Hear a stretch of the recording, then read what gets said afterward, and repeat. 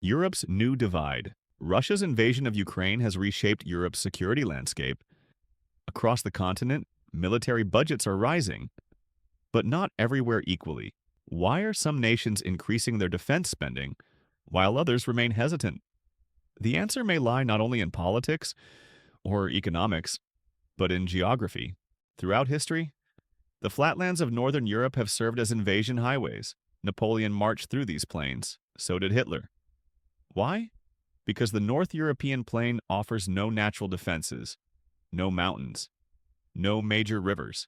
It is wide, it is flat, and it is open. Geography has always shaped strategy, and today, this ancient factor still matters.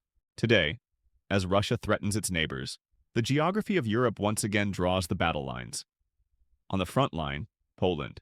The Baltic states, Finland, Germany, France, flat, exposed, vulnerable.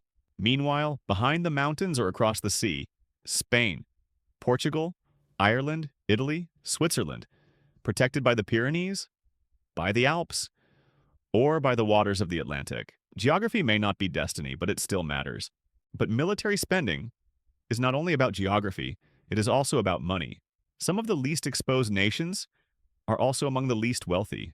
Portugal, Slovakia, Hungary, Bulgaria. Even if the political will exists, the economic capacity may not. Geography shapes the threat, but economics defines the response. When comparing countries with similar GDP per capita, like Portugal and Latvia, we notice that those closer to Russia tend to spend a higher share of their economy on defense. But this pattern holds true even beyond pure economics. Take, for example, Czechia and Poland, or Austria and Germany. These are countries with comparable levels of wealth, and with histories marked by conflict or occupation from Russia or the Soviet Union. Yet their defense spending is not the same. Geography makes the difference. Poland stands fully exposed on the North European plain.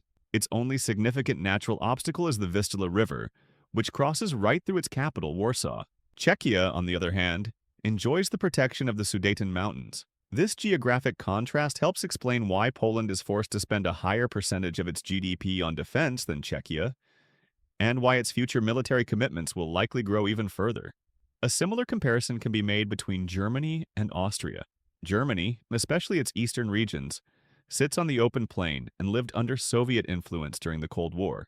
Austria, by contrast, is not even a NATO member, and benefits from natural defenses provided by the Alps and the Carpathian Mountains. Once again, geography shapes strategy and spending. President Trump's return to office has reignited the debate over NATO's burden sharing.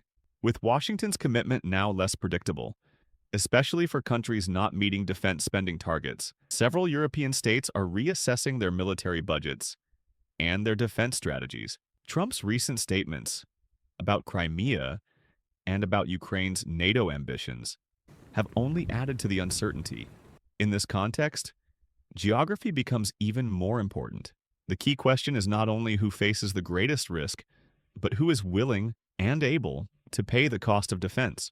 Today, Europe may be experiencing a new kind of divide, not between East and West, but between flatlands and mountains, between exposed borders and natural fortresses. Defense budgets reflect more than politics or economics. They reveal how nations perceive their own vulnerability, shaped by both history and geography. In the end, geography continues to shape not only history, but also military budgets. Will Europe unite to share the defense burden? Or will geography decide who pays? What do you think? Leave your comment and please share this video, subscribe. See you next time.